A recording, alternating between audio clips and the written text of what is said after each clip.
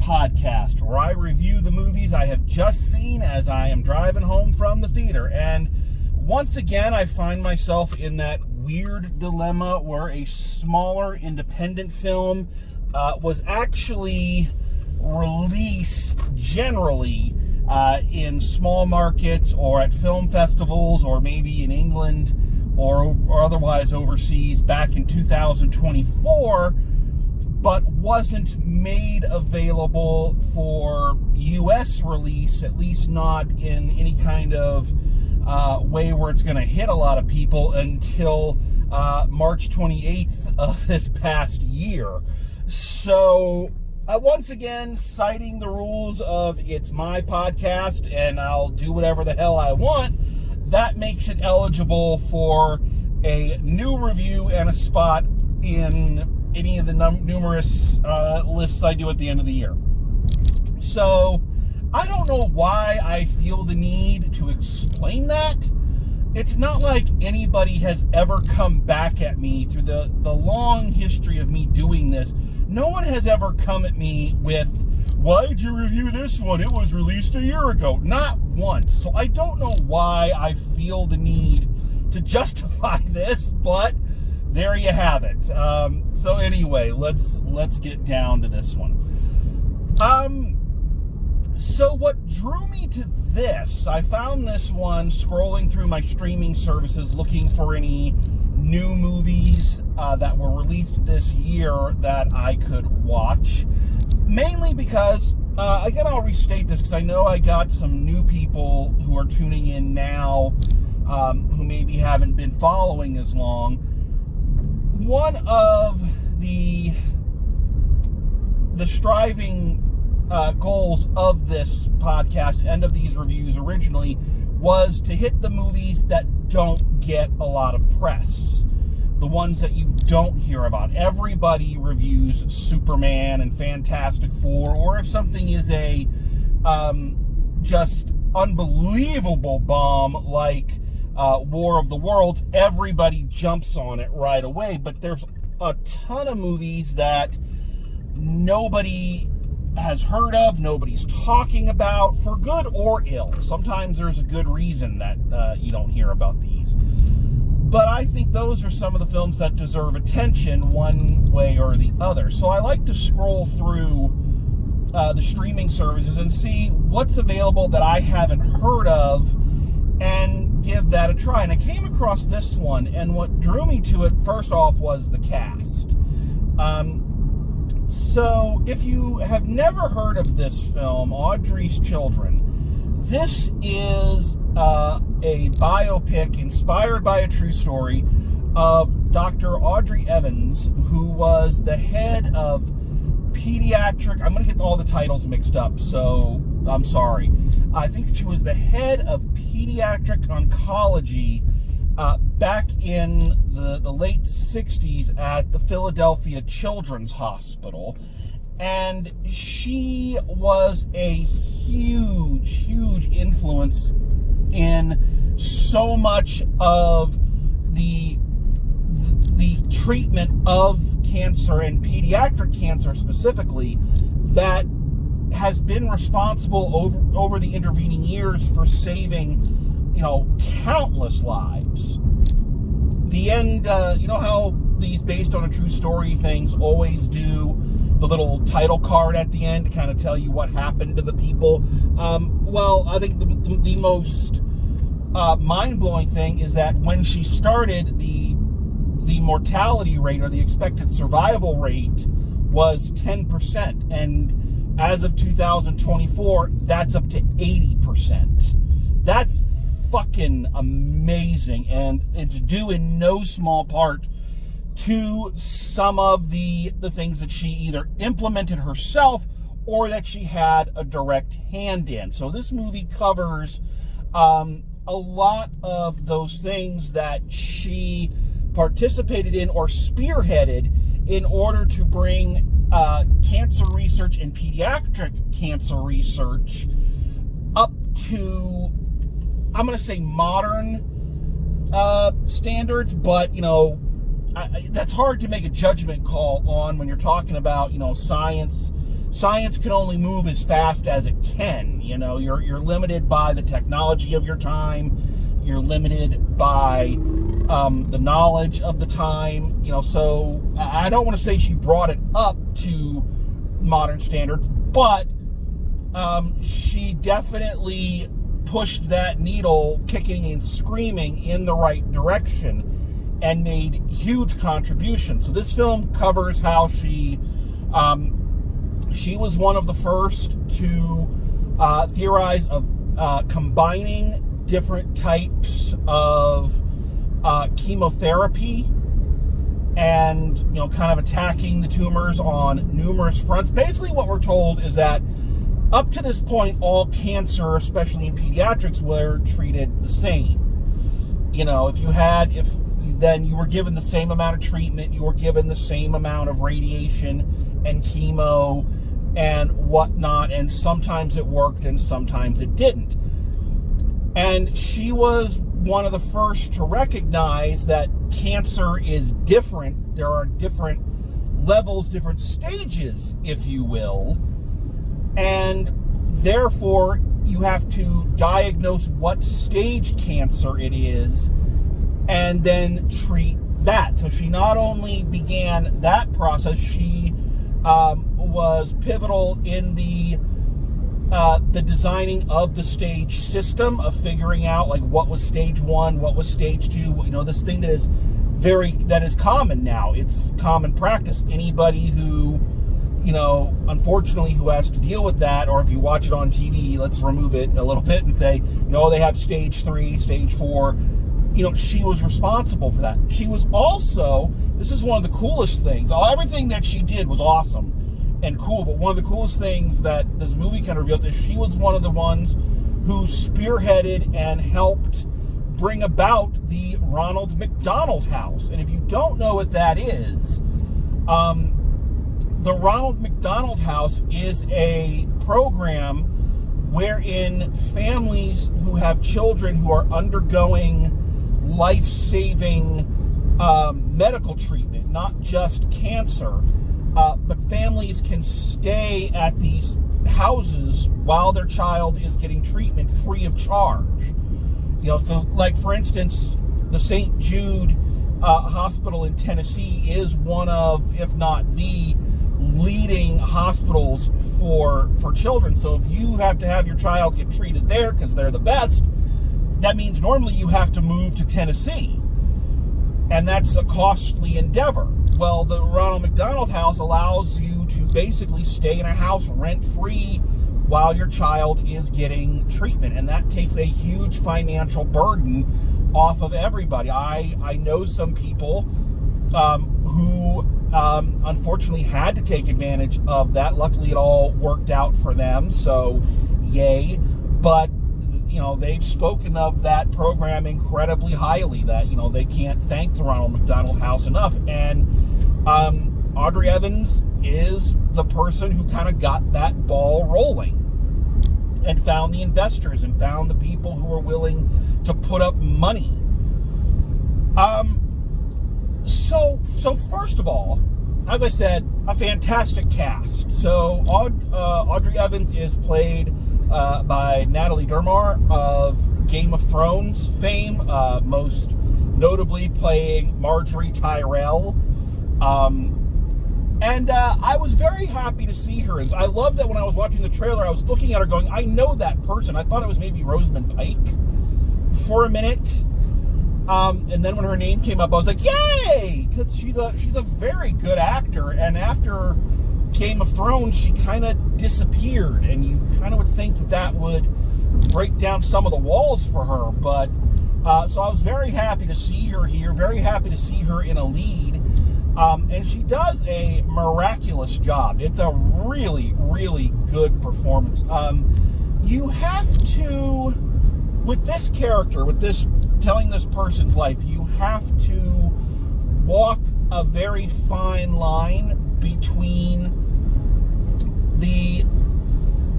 this is going to sound so terrible, so please forgive me if this comes off in any way condescending or misogynist. I don't mean it to, but, you know, it's possible that I'm going to phrase this in the wrong way, so please bear with me here.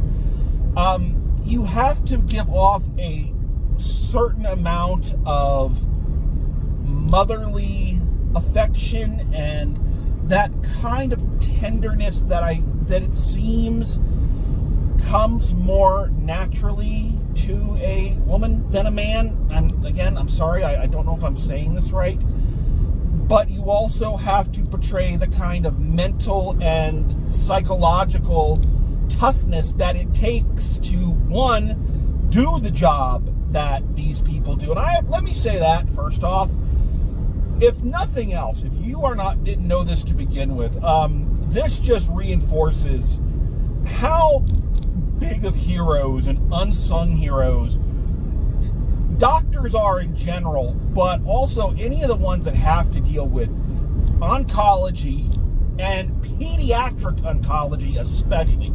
You have got to be a special kind of iron to handle that. I know I couldn't. I know for a fact I couldn't.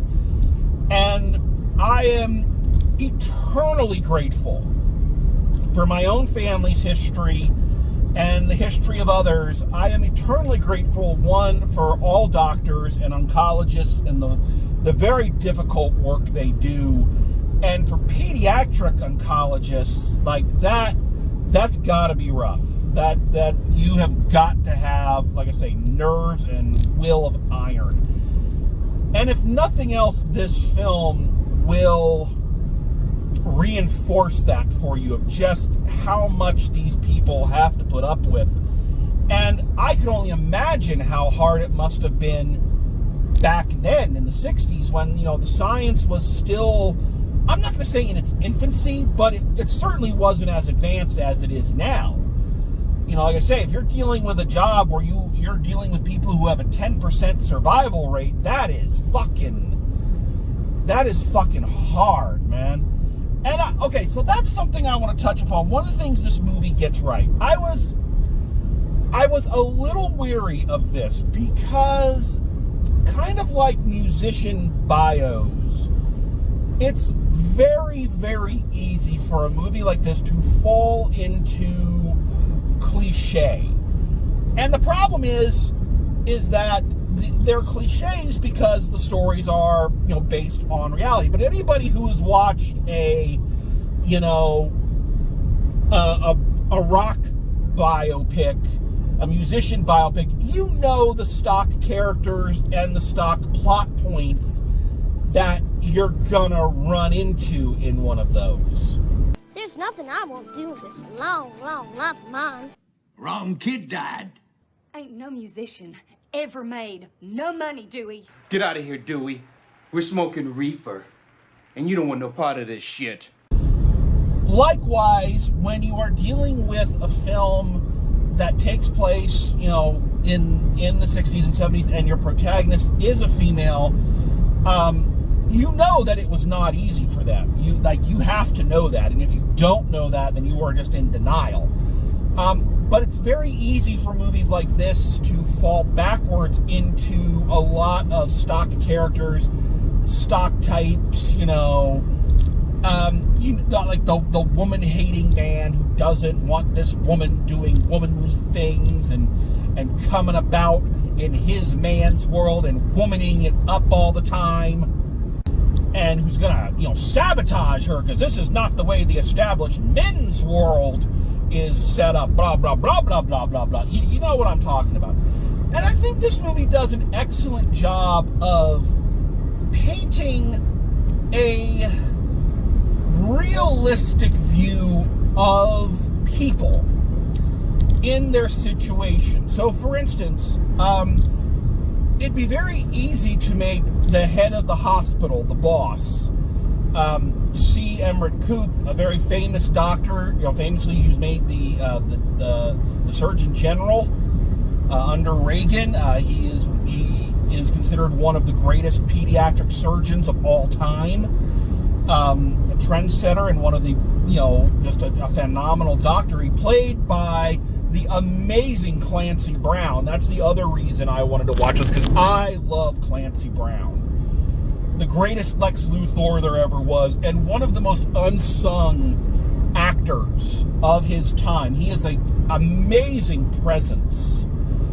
And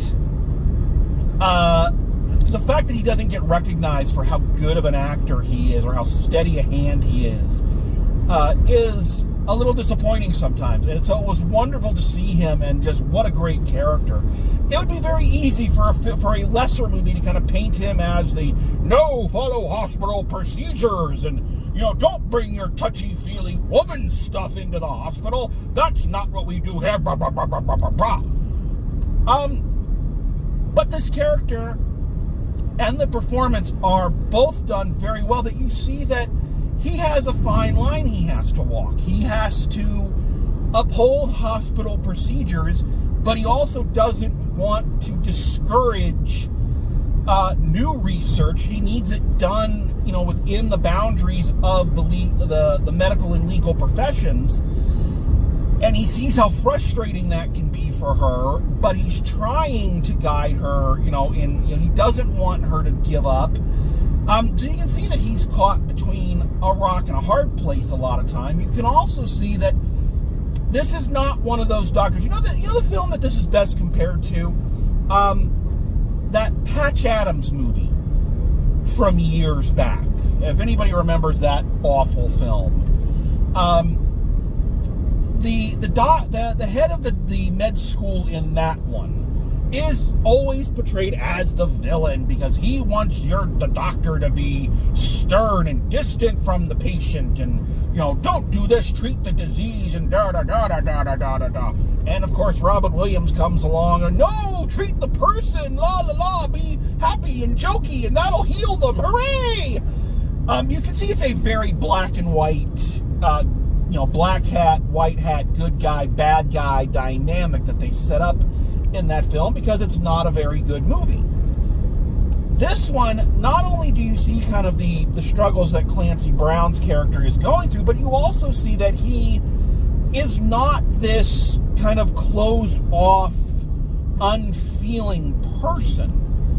That he is a good doctor and a person who cares deeply about his patients and cares about the children. There's this really small, sweet little scene where he comes out with two of the kids and they're like going to do a race, and he's like cheering them on and setting it up, and showing that he is in these kids' lives just as much as she is, and so are the other doctors.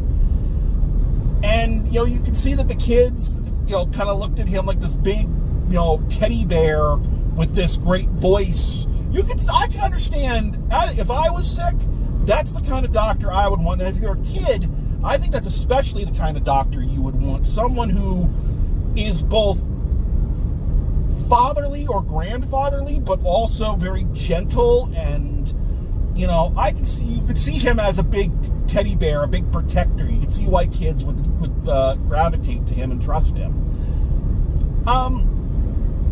And I think they do that for almost every character in this. None of them are heartless monsters. None of them are out to get her. But they also don't shy away from how fucking hard it was, and I'm sure still is, to be a woman in a predominantly male field and try to get anything done. They show it in action, not in stereotype. For instance, there's a scene about midway through where she's trying to purchase a house to fix it up to kind of be what would eventually become the first Ronald McDonald House, a place where, she could house some of her patients on her dime. But the guy who owns it doesn't want to sell it to her because she's a woman. She had to get someone to pretend to be her husband. Then she couldn't get a mortgage because she didn't have a husband and didn't have a male relative to help co-sign. And you see just the barriers that were set up, and you realize just how bullshit that is and how hard that had to be, and I'm sure how hard it still is. I am under no illusions that any of this is in the past completely. I know we've come a long way, but I also know not as far as we should have. So I like how the movie reinforces that, but doesn't do it in a stereotypical way. So yeah, this movie makes a lot of smart and sensitive choices. There's a scene I was very worried about where they're having a gala, and this is where Audrey is supposed to submit her findings or submit her proposal about her study to the board. And there's a scene right before that where she goes to the children's ward and gets her kind of her prize, I don't want to say pupil, her prize patient. You know, of course, the sweetest, sickliest little bald girl, you know, and I'm like, oh my God, she's not going to wheel this child into this gala to make a point. Is she? Please tell me she's not going to do that. And I was very worried. I thought, if that happens, I can't with this. No matter how noble your goals are to exploit someone's health issues to make a point to, emotionally blackmail people, that's not cool. But they didn't do that. She takes the little girl up on the roof to look at the sunset and talk about, mortality, and to try to ease this kid's fears, and comfort her a little bit. And then she went to the gala on her own and was a professional. Like I said, a weaker film, a lesser film, would have done the exact opposite. And this movie is sensitive to the people and to the patients that it's representing.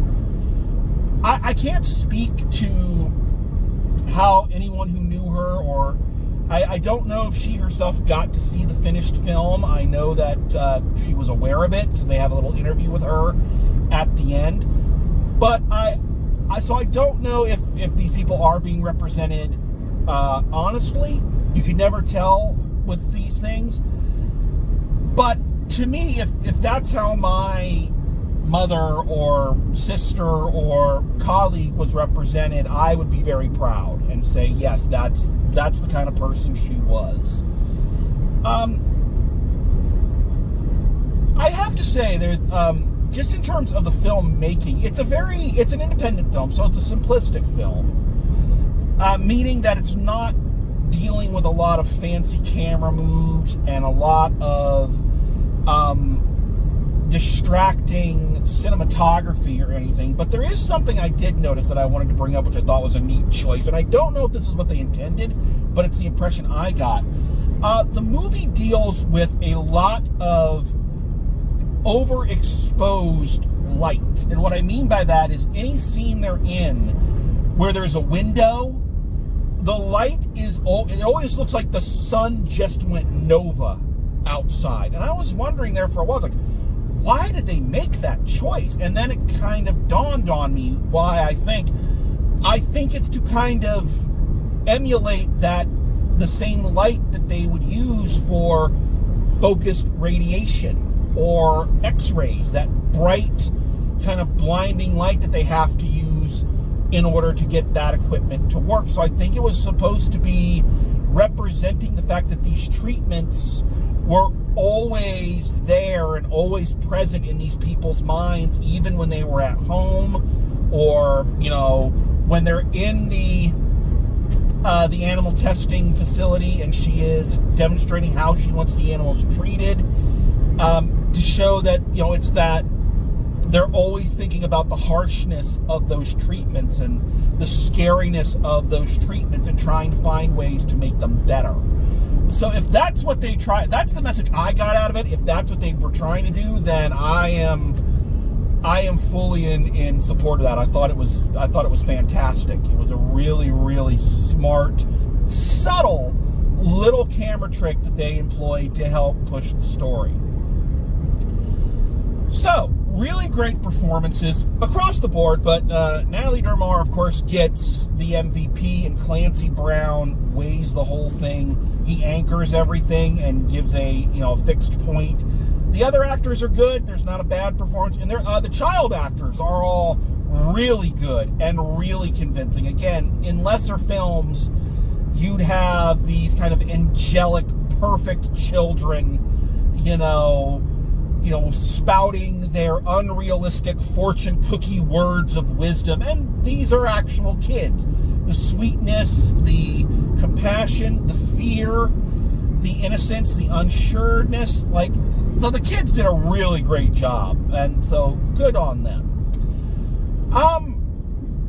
I am going to say, though, that I don't believe this film is perfect. I think there are two issues that I have with it, just in terms of the filmmaking and the way the stories are told.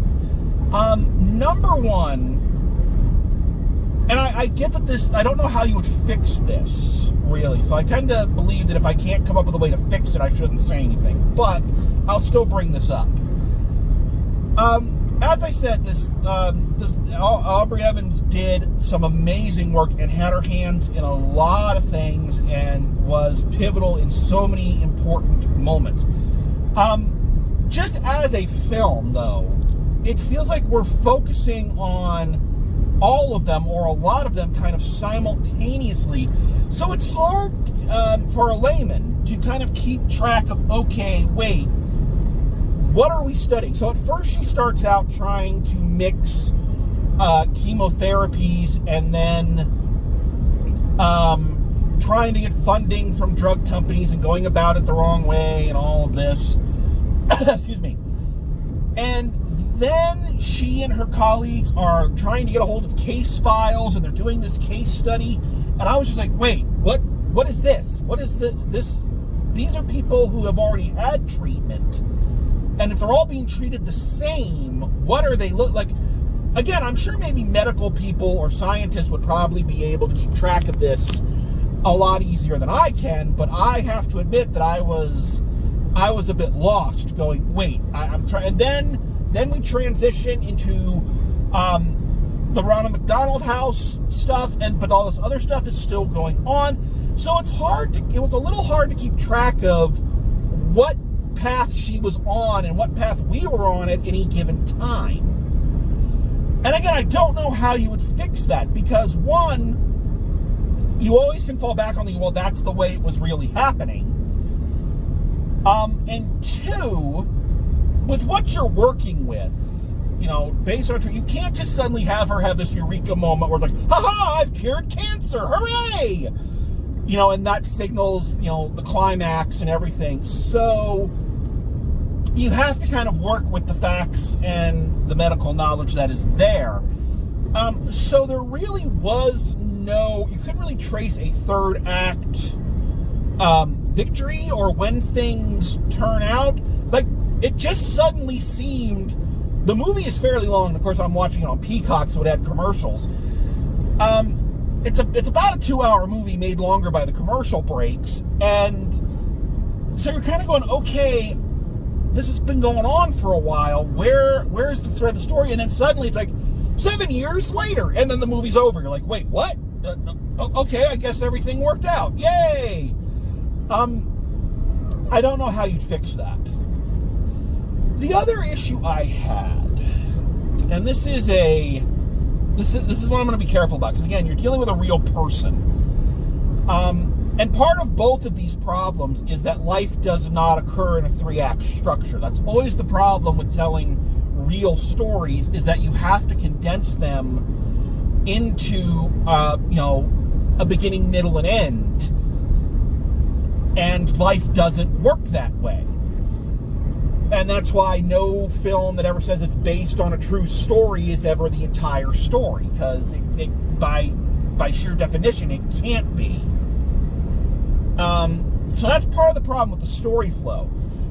The other problem is I feel like they touch on Aubrey having a character arc, and they hint at it, but we really don't see the turn for her.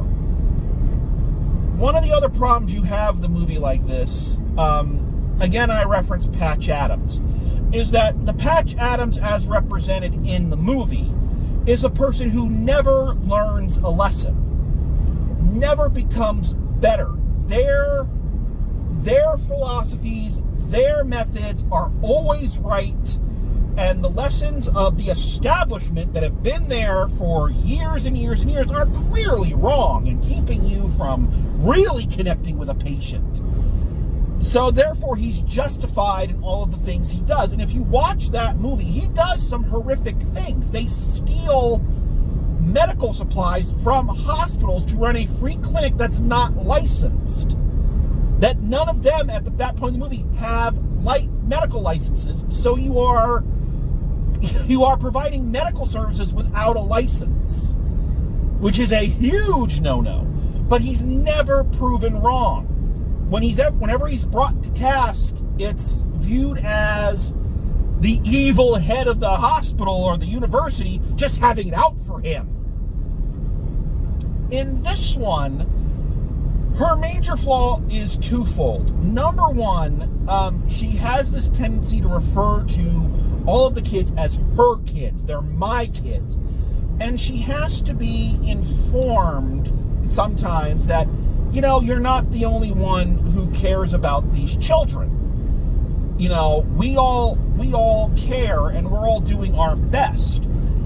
And while we applaud her for the things that she does that kind of break out of the restrictive system that she's in, we can't really ignore the legality of what she has done. You know, there are several times where people are telling her, you need to hold back, you need to pull back because what you're doing is not working, it's not the right way. And when it doesn't, or there's a moment, okay, let me give an example. There's a moment where she and her colleague are given secret access to files from another hospital.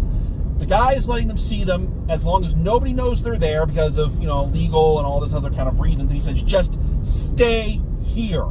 Don't leave till I get you.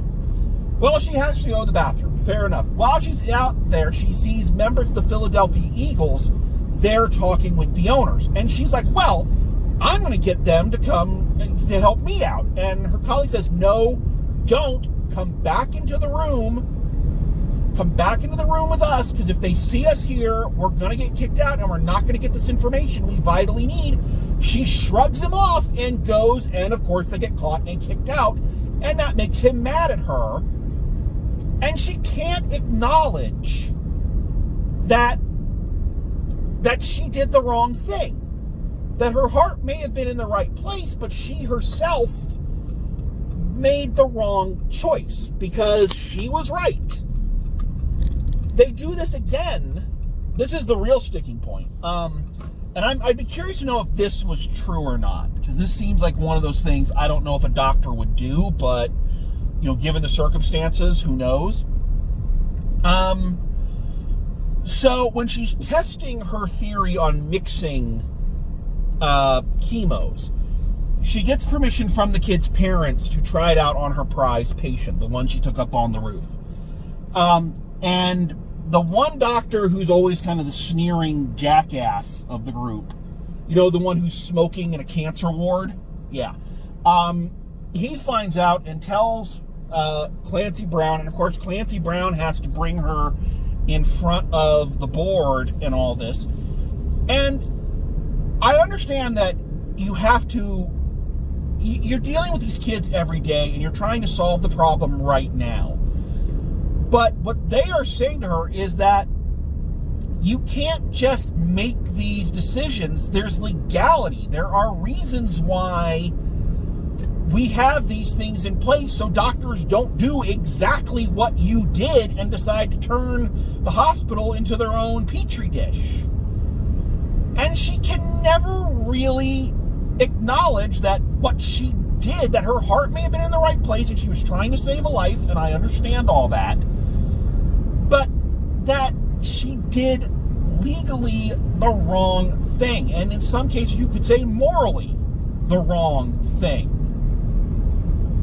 You know, this is the kind of thing that every week on House, Cuddy would be yelling at him about, and House would always, I'm going to do this, and we're not. And as much as House is brought to us as the protagonist of the series, it's also clearly illustrated that what he does is wrong, that he breaks rules, And yeah, he may save the life, but that doesn't mean the way he did it was right. He thinks it is. But the question is, do you want your character to come off like House?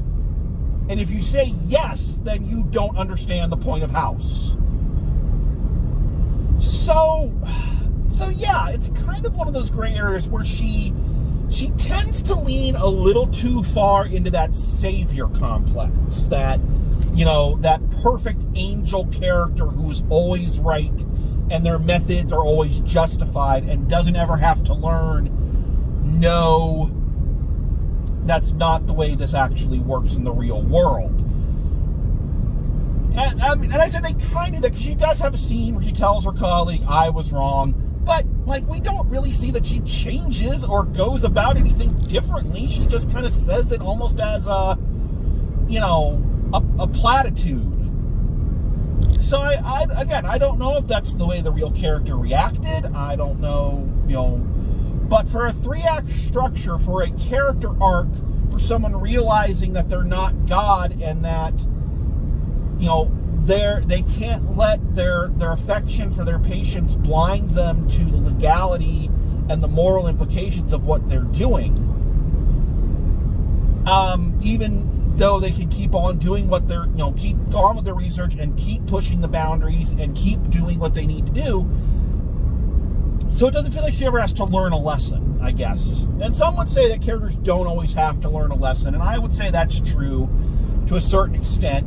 But what really shines a light on it here is that they get up to the precipice on it.